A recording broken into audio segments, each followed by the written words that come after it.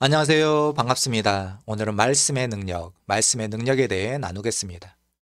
새해가 되면 사람들은 다짐, 결심을 합니다. 술을 끊겠다, 살을 빼겠다, 공부를 열심히 하겠다, 이런 다짐과 결심을 합니다. 왜 그럴까요? 현재 내 삶에 만족하지 않기 때문이죠. 우리는 더 나은 행복, 더 나은 삶을 위해 변화를 선택합니다. 술 끊을 거야, 운동할 거야, 이런 식이죠.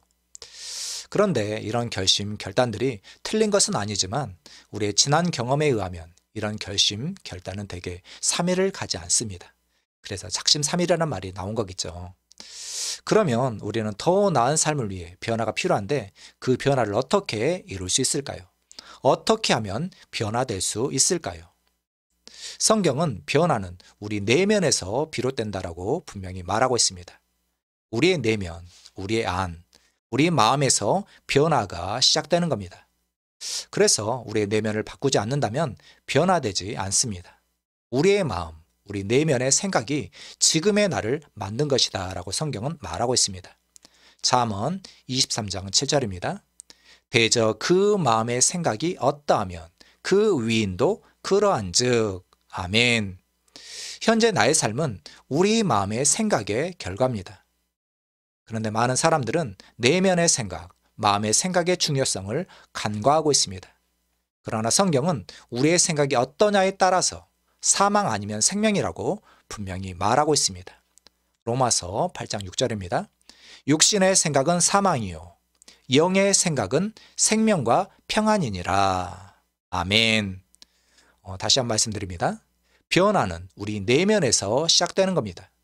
그런데 너무나 많은 사람들이 자신들의 환경을 바꾸려고 합니다. 살을 빼야지, 더 공부해야지, 운동해야지. 그러나 이런 식의 변화는 잘 이루어지지 않습니다. 내면이 바뀌어야, 우리 마음이 바뀌어야 우리의 삶이, 우리의 행동이 바뀌는 겁니다. 그러므로 정말 우리의 삶에 긍정적인 변화를 원한다면 내면을 바꾸는 것에, 우리의 마음을 바꾸는 것에 초점을 맞추어야 하는 겁니다. 그런데 대부분의 성도들조차 자신의 마음을, 자신의 내면을 바꾸려고 하지 않습니다. 왜 바꾸려고 하지 않을까요? 그 이유는 우리의 마음과 생각이 저항을 하기 때문입니다. 나 안 바꿔. 대부분의 사람들은 쳇바퀴 돌듯 관성적으로 하루하루를 살아갑니다. 자신을 바꾸려고 하지 않습니다. 자신의 생각의 패턴을, 자신의 내면은 바꾸고 싶어 하지 않습니다. 그냥 어느 날 짠하고 나의 삶이, 나의 환경이 바뀌기를 바랄 뿐이지요. 대부분의 사람들은 자신의 삶에 안주하며 그냥 그럭저럭 살고 있습니다.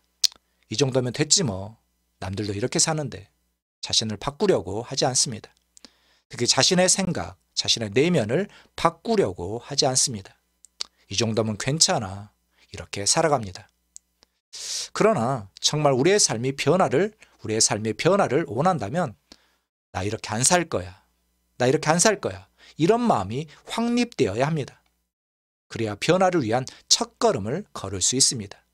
나 지금과 같은 인생 안 살 거야. 여러분 확립되셨습니까? 그러면 변화를 위해 우리의 내면을, 마음을 바꿔야 한다고 말씀드렸습니다. 그러면 어떻게 우리의 마음, 내면을 바꿀 수 있냐는 거죠. 아까 이 구절이 우리에게 힌트를 주고 있습니다. 육신의 생각은 사망이요 영의 생각은 생명과 평안이니라. 우리가 원하는 것 뭡니까?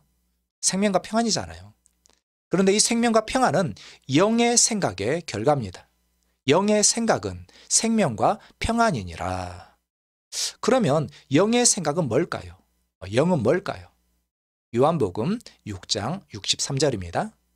살리는 것은 영이니 육은 무익하니라. 내가 너희에게 이른 말은 영이요 생명이라. 성경에서 말하는 영은 하나님의 말씀을 의미합니다. 하나님의 말씀이 영이요 생명입니다. 그러므로 영의 생각은 하나님의 말씀과 일치된 생각을 의미하고 있습니다. 하나님의 말씀과 일치된 생각, 하나님의 말씀을 생각하는 것이 우리 삶에 평안과 생명을 가져오는 겁니다. 그래서 이사야 26장 3절은 이렇게 말하고 있습니다. 주께서 심지가 견고한 자를 평강하고 평강하도록 지키시리니 이는 그가 주를 신뢰함이니이다. 이 구절은 우리의 마음이 주님의 말씀에 머문 사람은 평안을 경험한다. 그런 뜻입니다. 정리합니다. 삶의 변화는 내면에서부터 시작되는 겁니다. 그리고 우리의 내면은 하나님의 말씀으로 바꿀 수 있습니다. 우리의 마음이 하나님의 말씀으로 바뀐다면 하나님의 선하시고 기뻐하시고 온전하신 뜻을 우리 삶에 경험하게 되는 겁니다. 로마서 12장 2절입니다. 너희는 이 세대를 본받지 말고 오직 마음을 새롭게 함으로 변화를 받아 하나님의 선하시고 기뻐하시고 온전하신 뜻이 무엇인지 분별하도록 하라. 아멘. 여기 분별하다의 뜻은 우리 삶 가운데 나타난다. 그런 뜻입니다.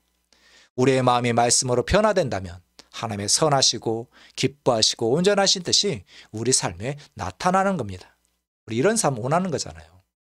그래서 우리는 우리의 마음을, 우리의 내면을 말씀으로 바꿔야 하는 겁니다. 그런데 대부분의 사람들은 아까 말씀드린 이유로 변화를 싫어합니다. 다들 안주하며 그럭저럭 사는 삶을 선택하는 겁니다. 그러나 우리는 그렇게 살 필요가 없습니다. 우리는 하나님의 선하시고 기뻐하시고 온전하신 뜻을 경험하며 살 수 있습니다. 그 비결은 우리의 마음을 말씀으로 새롭게 하는 겁니다. 하나님의 말씀은 우리의 마음을 소성시킨다고 성경은 말하고 있습니다. 시편 19편 7절입니다. 여호와의 율법은 하나님의 말씀이죠.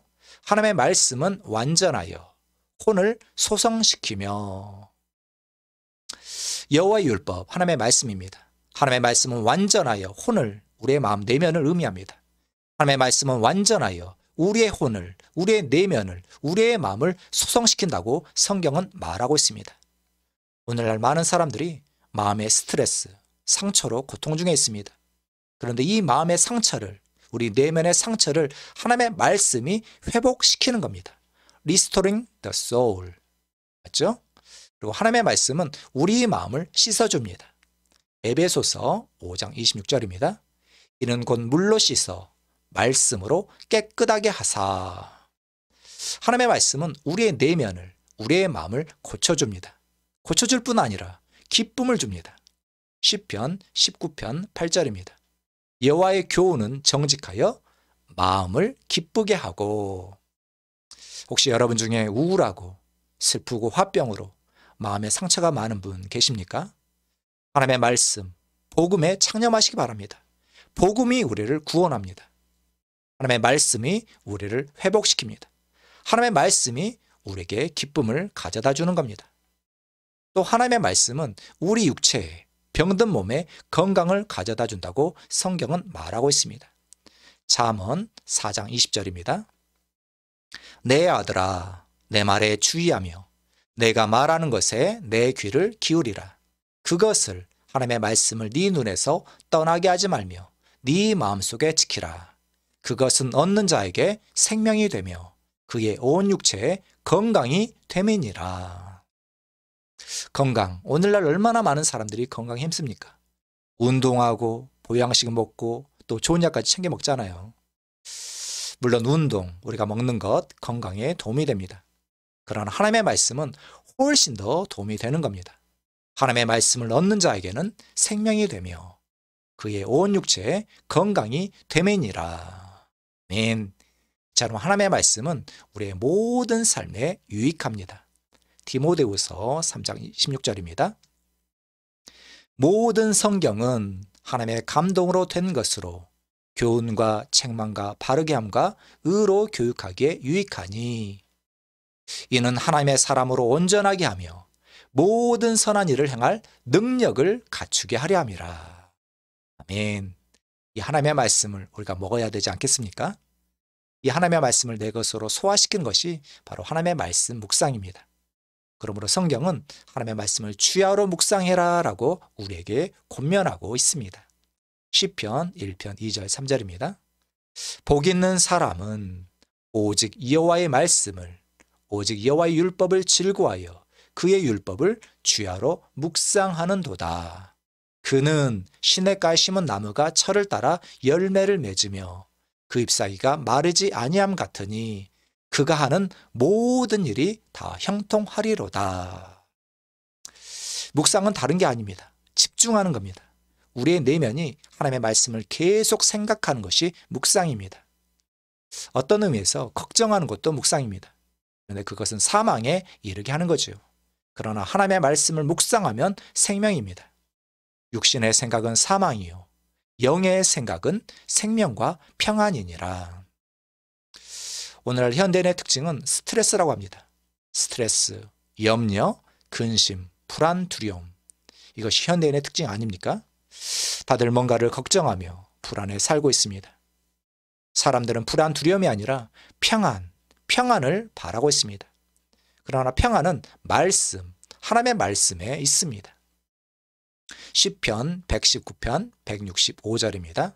주의 법, 하나님의 말씀을 사랑하는 자에게는 큰 평안이 있으니 그들에게 장애물이 없으리이다. 아멘. 세상은 문제투성입니다. 사람들은 저마다 다 구원을 바라고 있습니다. 하나님은 구원자 예수님을 보내주셨습니다. 하나님은 예수님을 통해 인류를 구원하신 겁니다. 그런데 예수님은 말씀이 사람이 되신 분이십니다. 요한복음 1장 14절입니다. 말씀이 육신이 되어 우리 가운데 거하심에 우리가 그의 영광을 보니 아버지의 독생자의 영광이요 은혜와 진리가 충만하더라. 아멘. 하나님은 말씀을 통해 우리를 구원하십니다. 시편 107편 20절입니다. 하나님께서 그의 말씀을 보내어 그들을 고치시고 위험한 지경에서 건지시는도다. 하나님께서 사랑하시는 우리 성도 여러분, 여러분은 새해 어떤 결심을 하셨습니까? 그 결심이 외적인 것이라면 나 운동해야지, 나 살 빼야지, 더 열심히 공부해야지 이런 것이라면 작심삼일이 될 가능성이 큽니다. 그러나 우리의 결심이 나는 나의 내면을 말씀으로 바꿀 거야. 나는 더 이상 이렇게 안 살 거야. 말씀으로 나의 마음을 새롭게 할 거야. 이것이라면 이것이야말로 바른 신앙이고 바른 결과를 가져옵니다. 하나님의 말씀을 마음에 심고 가꾸시기 바랍니다. 우리는 반드시 좋은 열매를 맺게 됩니다. 누가복음 8장 15절입니다. 좋은 땅에 있다는 것은 착하고 좋은 마음으로 말씀을 듣고 지키어 인내로 결실하는 자니라. 말씀, 썩지 않는 하나님의 말씀을 마음에 심고 가꾸는 일에 힘쓰는 인생 되시기를 축복합니다. 다시 한번 말씀드립니다. 시편 1편 2절 3절입니다. 복 있는 사람은 오직 여호와의 율법을 즐거워하여 그의 율법을 주야로 묵상하는도다. 그는 시냇가에 심은 나무가 철을 따라 열매를 맺으며 그 잎사귀가 마르지 아니함 같으니 그가 하는 모든 일이 다 형통하리로다. 아멘. 감사합니다.